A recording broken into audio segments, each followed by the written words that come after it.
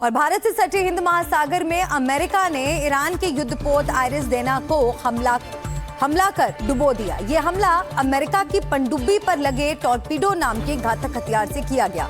हमले में ईरान की पनडुब्बी टूटकर 2 हिस्सों में बंट गई। उसमें सवार 87 से ज्यादा लोग मारे गए, जबकि 32 लोगों को श्रीलंका की टीम ने बचा लिया।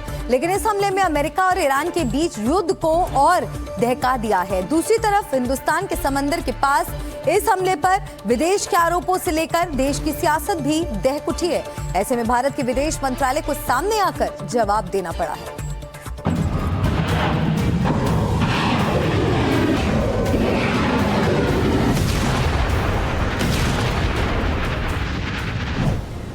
समंदर के अंदर से टॉर्पीडो निकली और उसने ईरान के युद्धपोत को तबाह कर दिया।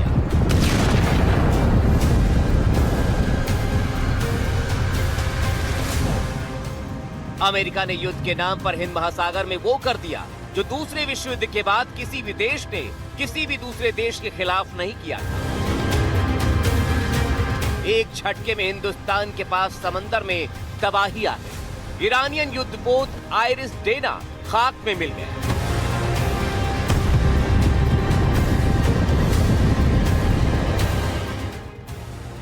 ईरान का युद्धपोत खुद टॉर्पीडो से लैस था, लेकिन उसे अंदाजा भी नहीं था कि युद्धपोत और पनडुब्बी में पानी पर और पानी के अंदर हमले के लिए इस्तेमाल होने वाली टॉर्पीडो को अमेरिका ईरान के खिलाफ युद्धपोत आइरिस डेना पर चला देगा, जो हिंदुस्तान में बहुराष्ट्रीय नौसैनिक अभ्यास मिलन 2026 से लौट रहा था।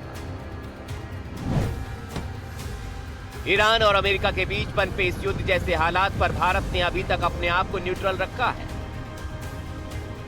लेकिन इसके बावजूद ईरानियन युद्धपोत पर अमेरिकी हमले के बाद भारत पर अमेरिका की मदद करने के संगीन आरोप लगाने की कोशिश की गई। अमेरिका के एक पूर्व कर्नल डगलस मैकग्रेगर ने अमेरिका के एक न्यूज चैनल पर इंटरव्यू में कहा कि ईरान के खिलाफ युद्ध में अमेरिका भारतीय नौसैनिक अड्डों का इस्तेमाल कर रहा है और अमेरिका के सभी अड्डे नष्ट हो चुके हैं। अमेरिकी बंदरगाह पूरी तरह से तबाह हो गए हैं और इसीलिए अमेरिका को भारतीय बंदरगाहों पर निर्भर रहना पड़ रहा है। ये सामान्य आरोप नहीं है। भारत की नीति हमेशा से शांति की रही है। वो हमेशा से युद्ध के विरुद्ध की नीति पर कायम रहा है। ऐसे में आरोप लगाए गए तो विदेश मंत्रालय ने जवाब दिया। विदेश मंत्रालय के फैक्ट चेक अकाउंट ने कहा कि OAN पर किए जा रहे दावे फर्जी और झूठे हैं। उन्होंने कहा कि आपको इस तरह की निराधार और मनगढ़ंत टिप्पणियों से सावधान रहने की जरूरत है।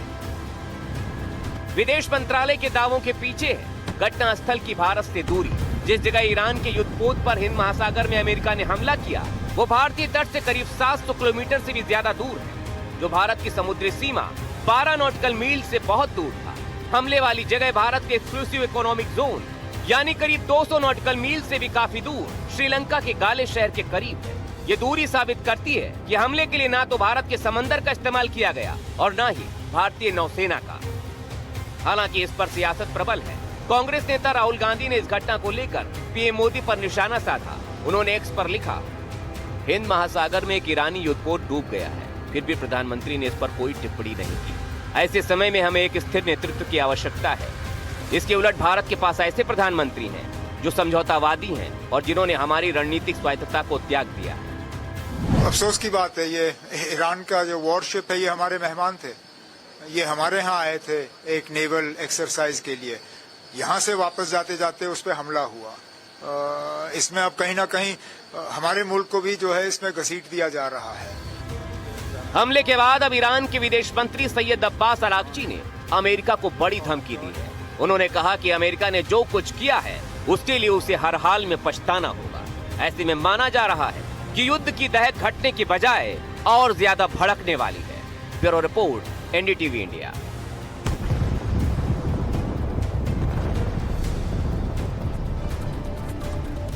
एक तरफ ईरान और दूसरी तरफ अमेरिका और इजराइल हैं। दोनों ही तरफ से घातक हमले हो रहे हैं और एक दूसरे को किसी भी हद तक नुकसान पहुंचाने की कोशिश की जा रही है। अब तक दोनों तरफ से हवाई कार्रवाई ही हो रही है, लेकिन इजराइल के एक एयरफोर्स कमांडर की चिट्ठी के हवाले से बड़ा खुलासा हुआ है, जिसके मुताबिक इजराइल और अमेरिका जंग को अंजाम तक पहुंचाने के लिए जमीन पर भी अपने कमांडो और सैनिक उतार सकते हैं। लेकिन क्या ये सब कुछ इतना आसान है या फिर ईरान में सैनिक उतारकर नियंत्रण करना बहुत ही मुश्किल और खतरनाक हो सकता है।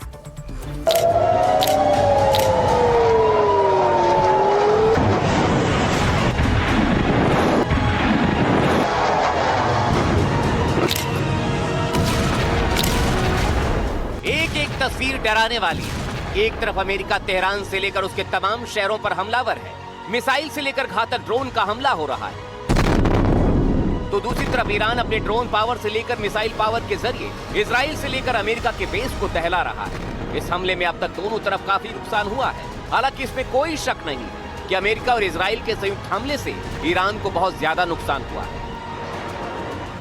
लेकिन अमेरिका से लेकर इजराइल को भी ये पता है कि सिर्फ हवाई हमलों से ईरान को आसानी से नियंत्रित नहीं किया जा सकता, क्योंकि अमेरिका और इजराइल के खिलाफ ईरान में तमाम लोग सड़कों पर हैं, जिन्हें बिना संभाले ईरान पर काबू करना संभव नहीं है।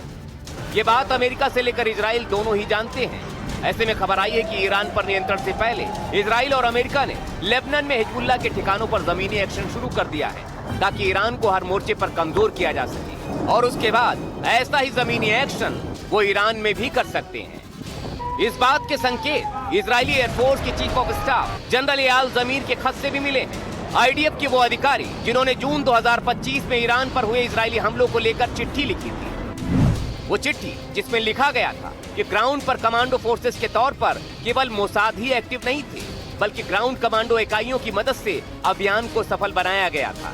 ऐसे में माना जा रहा है कि अमेरिका इजराइल की मदद से ईरान को हराने के लिए ग्राउंड फोर्सेस का भी इस्तेमाल कर सकता है। लेकिन सवाल ये है, क्या ये सब कुछ इतना आसान है? ईरान को जकड़ने में इजराइल और अमेरिका को बहुत मेहनत करनी पड़ेगी, और उसके पीछे है ईरान का भूगोल, यानी उसकी भौगोलिक स्थिति। इसे आपको समझाते हैं। ईरान एक प्राकृतिक किले जैसी स्थिति में है, जहाँ 3 तरफ से ऊंचे ऊंचे पहाड़ हैं, चौथी तरफ समंदर है, बीच में बंजर इलाका है। ये भौगोलिक स्थिति ईरान के सुरक्षा चक्र की तरह है। ऐसे में ईरान को जीतना बेहद मुश्किल काम है। ईरान में काकेशस पर्वतों का दक्षिण में विस्तार है, जिन पर सेना उतारना, ऑपरेशन करना बेहद मुश्किल है। ये पहाड़ करीब 1500 किलोमीटर दूर तक फैले हैं। ईरान की तटरेखा भी करीब 1300 किलोमीटर लंबी है, जिसका आधा हिस्सा फारस की खाड़ी और पूर्व में ओमान की खाड़ी में है। इजराइल और अमेरिका ये बात अच्छे से जानते हैं। ऐसे में उनकी पूरी कोशिश हवाई हमलों के जरिए पहले जमीन की स्थिति को नियंत्रित करने पर रहेगी। Bureau report, NDTV India. और अब बात यूक्रेन की भूमिका की भी करते हैं। क्या ईरान के ड्रोन हमलों से निपटने में यूक्रेन मदद कर सकता है? यूक्रेन खुद पिछले 4 साल से रूस के साथ जंग में है, उस पर भी ड्रोन से हमले होते रहे हैं। ये कहा जाता है कि रूस को ड्रोन ईरान ने दिए और उसी की तकनीक से वो ड्रोन बना रहा है। अब ज़ेलेंस्की ने कहा है कि मिडिल ईस्ट के देश अगर चाहें तो वो ईरान के ड्रोन हमले से निपटने के लिए तकनीक दे सकता है।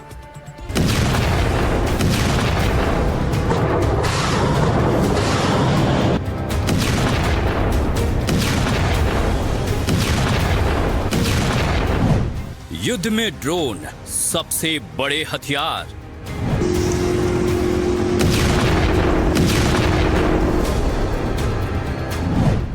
रूस यूक्रेन युद्ध में ड्रोन का इस्तेमाल।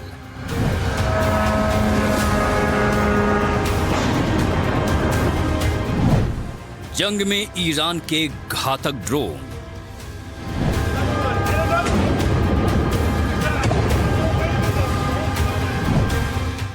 जंग में ये छोटे छोटे ड्रोन बेहद घातक साबित हो रहे हैं।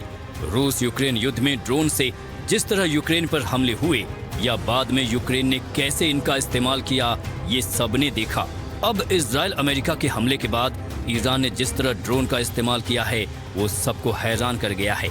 शाहिद 136 जैसे ईरानी ड्रोन के सामने अमेरिका की बड़ी बड़ी मिसाइलें भी पानी भरती दिख रही हैं।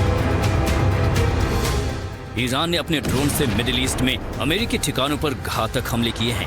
इससे वो देश भी परेशान हैं जिनके यहाँ ये अड्डे हैं, फिर चाहे वो सऊदी अरब हो या यूएई, कुवैत या कतर। इस पूरी जंग के बीच अब यूक्रेन की एंट्री होती दिख रही है, और इसका संकेत खुद वहाँ के राष्ट्रपति वोलोदिमीर ज़ेलेंस्की ने दिए हैं।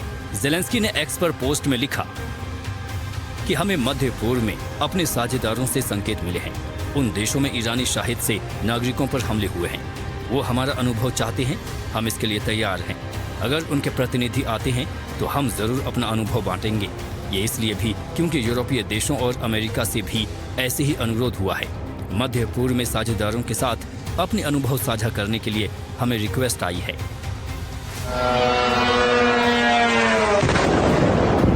ईरान की जिस ताकत ने सबको चौंका दिया है वो हैं वहां की मिसाइलें और उसके ड्रोन्स।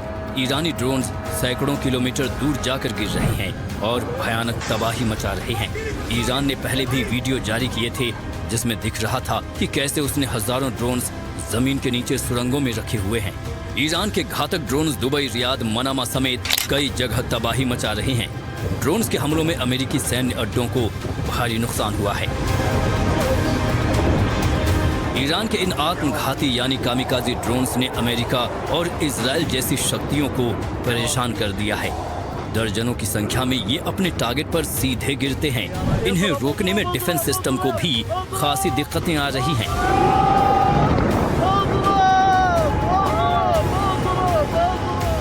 ईरान के शाहिद 136 ड्रोन की कीमत करीब $20,000 है, यानी करीब 16 से 17 लाख रुपए। लेकिन बाकी छोटे ड्रोन्स कुछ हजार की लागत के हैं। इसके लिए अमेरिका को पैट्रियट और थार सिस्टम की मिसाइलें इस्तेमाल करनी पड़ रही हैं। पैट्रियट सिस्टम की एक इंटरसेप्टर मिसाइल की कीमत करीब $4 मिलियन यानी करीब 33 करोड़ रुपए है, जबकि थार सिस्टम की एक मिसाइल करीब $12 मिलियन की होती है, यानी करीब 111 करोड़ रुपए की एक मिसाइल। ये मिसाइलें बनाना भी इतना आसान नहीं है। इसमें वक्त लगता है, पैसा भी कई गुना ज्यादा लगता है। ज़ेलेंस्की ने इस मुद्दे पर भी ध्यान खींचा है। उन्होंने लिखा कि हम खुद जंग में हैं और सच ये है कि हमें कमी हो रही है। उनके पास पैट्रियट के लिए मिसाइल है, लेकिन हजारों शाहिद को पैट्रियट नहीं रोक सकती। उनके पास इतनी मिसाइलें नहीं हैं। उनको इंटरसेप्टर ड्रोन्स चाहिए, जो कि हमारे पास है। ज़ेलेंस्की ने लिखा कि उनके पास पैक 2 और पैक 3 मिसाइलों की कमी है और अगर तकनीक से हथियारों की अदला बदली की बात आई तो हमारा देश इसके लिए तैयार है। मध्य पूर्व में जारी बारूदी जंग के बीच कुछ दिन पहले ईरान ने अपनी सैन्य ताकत का एक ऐसा वीडियो जारी किया है जिसने दुनिया भर के रक्षा विशेषज्ञों को चौंका दिया। इसमें जमीन के कई फीट नीचे लाइन से ड्रोन खड़े दिख रहे थे। वीडियो में देखा जा सकता है कि ईरान ने पहाड़ों के नीचे मीलों लंबी सुरंगों का जाल बिछा रखा है, जहां लाइन से घातक ड्रोन रखे गए हैं जो हर वक्त हमले के लिए तैयार हैं। लगातार पाबंदियों के चलते ड्रोन ईरान की रणनीति का बड़ा हिस्सा बन चुके हैं। मिसाइल बनाना और चलाना बेहद महंगा सौदा है। ड्रोन सस्ते में बन जाते हैं। मिडिल ईस्ट में अमेरिकी डिफेंस सिस्टम के लिए ईरानी ड्रोन्स बड़ी चुनौती साबित हो रहे हैं। देखना यह है कि क्या मिडिल ईस्ट के देश यूक्रेन की मदद लेते हैं, और अगर ऐसा होता है तो क्या दूसरे देश जैसे कि चीन और रूस फिर ईरान के लिए मदद के लिए आएंगे, उसे हथियार देंगे। Bureau report, NDTV India.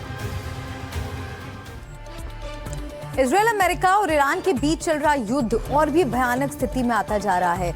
Iran की ओर से मिसाइलों की नई बौछार हो गई तो उधर इजराइल और अमेरिका ने भी हमले तेज कर दिए। लेकिन अब इस जंग में खुद्र विद्रोहियों की एंट्री होती नजर आ रही है। कौन है खुद्र विद्रोही, ये समझते हैं। ईरान का एक और दुश्मन। क्या ईरान में भड़केगा गृहयुद्ध? क्या बदल जाएगा युद्ध का रुख? क्या है अमेरिका का प्लान? कौन है खुद्र लड़ाके? युद्ध का छठा दिन, ईरान का तेल अवीव और यरूशलेम पर फिर हमला। फिर गिरी मिसाइलें, बजने लगे सायरन। उधर अमेरिका और इजराइल का कई ईरानी सैन्य ठिकानों पर हमला और तेज। लेकिन इस युद्ध का रुख अब थोड़ा बदल सकता है, क्योंकि एंट्री हुई है खुद्र विद्रोहियों की। ईरान का एक और दुश्मन जो घात लगाए बैठा है। अगर खुद्र लड़ाके इस युद्ध में उतरते हैं तो ईरान के अंदर गृहयुद्ध जैसे हालात हो जाएंगे। तो क्या अमेरिका और इजराइल खुद्र लड़ाकों के जरिए ईरान के अंदर अस्थिरता पैदा करने की कोशिश कर रहा है? इसे समझने के लिए हमें ये जानना होगा कि खुद्र लड़ाके कौन हैं। ईरान इराक के हिस्सों में एक जातीय समूह अपने ठिकानों को कुर्दिस्तान कहते हैं।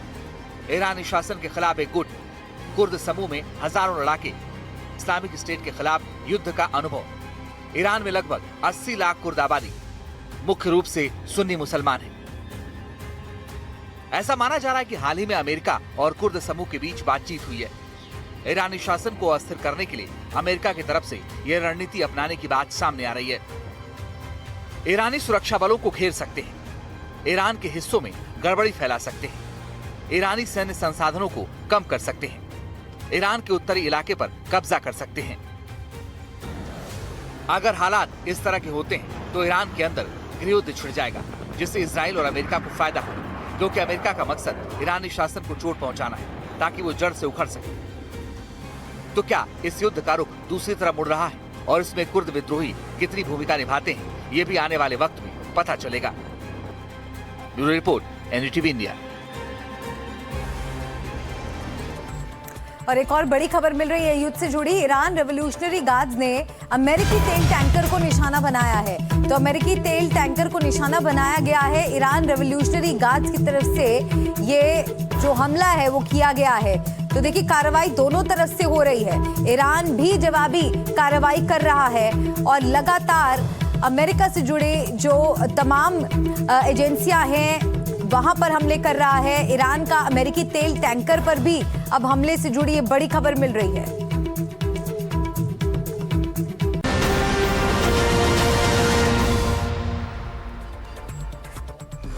देख रहा है इंडिया में एक बार फिर से आपका स्वागत है। आइए इस वक्त की बड़ी खबर का रुख करते हैं। एस जयशंकर ने ईरान के विदेश मंत्री से बात की है।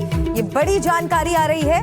तो युद्ध के बीच एस जयशंकर की ईरान के विदेश मंत्री के साथ बातचीत हुई है। सैयद अब्बास अराक्ची से फोन पर एस जयशंकर की बातचीत हुई है। विदेश मंत्री एस जयशंकर ने इस बात की जानकारी दी है।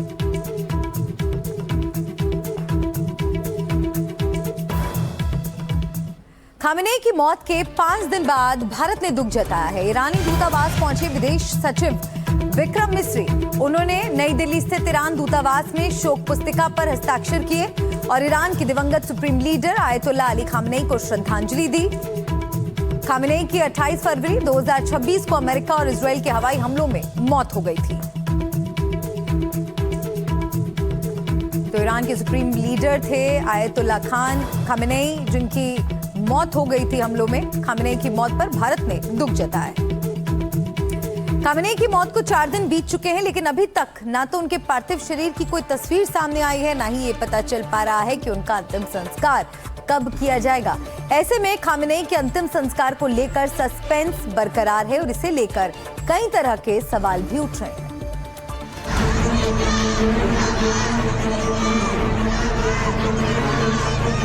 क्यों टला खामेनेई का अंतिम संस्कार? कहां है खामेनेई का पार्थिव शरीर? खामेनेई के अंतिम संस्कार पर सस्पेंस। क्या है ईरान का प्लान?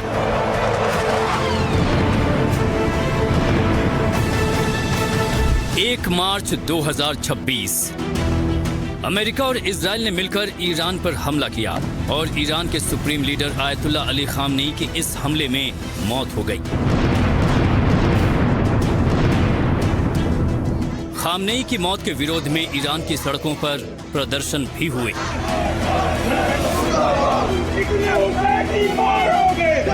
बदला लेने की मांग करता हुआ लोगों का हुजूम दिखा,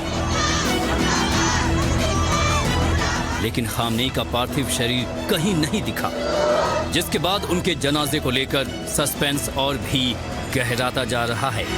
पहले खामेनेई के अंतिम संस्कार की तारीख 4 मार्च तय की गई थी, लेकिन फिर इसे टाल दिया गया। खामेनेई की मौत के बाद उनके शव की कोई भी तस्वीर सामने नहीं आई है। ऐसे में कई तरह के सवाल हैं जो पैदा हो रहे हैं। सबसे पहला सवाल कि खामेनेई के अंतिम संस्कार को क्यों टाला गया? खामेनेई का अंतिम संस्कार पहले 4 मार्च को होना तय हुआ था, लेकिन अब इसे अनिश्चित काल के लिए टाल दिया गया है। इसके पीछे जो वजहें बताई गई हैं, उनमें भारी भीड़ और तैयारियों की कमी होना है। भीड़ प्रबंधन एक बड़ी वजह इसलिए हो सकता है क्योंकि 1989 में खुमैनी के अंतिम संस्कार के वक्त हालात काफी बिगड़ गए थे। 1989 में खुमैनी के अंतिम संस्कार में भगदड़ मच गई थी। उस वक्त खुमैनी के अंतिम संस्कार में करीब 1 करोड़ लोग जुटे थे और उस वक्त भगदड़ के चलते कुछ लोगों की मौत भी हो गई थी। अब प्रशासन ऐसी अनियंत्रित स्थिति से बचना चाहता है। इसके अलावा खामनेई के अंतिम संस्कार के पीछे एक और सोची समझी रणनीति हो सकती है, क्योंकि इस वक्त ईरान युद्ध के हालात झेल रहा है, इसलिए उसकी प्राथमिकता उत्तराधिकार की प्रक्रिया है। दूसरी बात कि अपने सर्वोच्च नेता खामनेई के अंतिम संस्कार को ईरान एक विशाल जनसभा के रूप में देखना चाहता है, ताकि वो इस हुजूम के जरिए दुनिया को एकता की ताकत दिखा सके। सबसे अहम कारण है सुरक्षा से जुड़ा हुआ। इजराइल और अमेरिका लगातार ईरान पर हमले कर रहा है, क्योंकि मौजूदा वक्त में युद्ध के हालात हैं, इसलिए अंतिम संस्कार के आयोजन में बड़े हमले का डर है। ईरान के शीर्ष नेतृत्व और सैन्य कमांडरों को भी इसमें खतरा हो सकता है, क्योंकि जो भी खामनेई का उत्तराधिकारी होगा वो अमेरिका और इजराइल के निशाने पर होगा। क्या ईरान पहले कोई बड़ा जवाबी हमला करने की तैयारी में है? क्या खामनेई का अंतिम संस्कार युद्ध के बाद किया जाएगा, या फिर गुप्त तरीके से इस आयोजन को करने की कोई योजना है? फिलहाल ईरान का प्लान क्या है, इस बात का तो सिर्फ अंदाजा लगाया जा सकता है। Bureau report, NDTV India. और इस बीच एक बड़ी खबर आ रही है। ईरानी मीडिया ने एक वीडियो जारी किया है। ईरान ने इजराइल पर दागी एक घातक मिसाइल खुर्रमशेर 4 मिसाइल ईरान ने लॉन्च की। 1 टन विस्फोटक लेकर ये मिसाइल निकली है।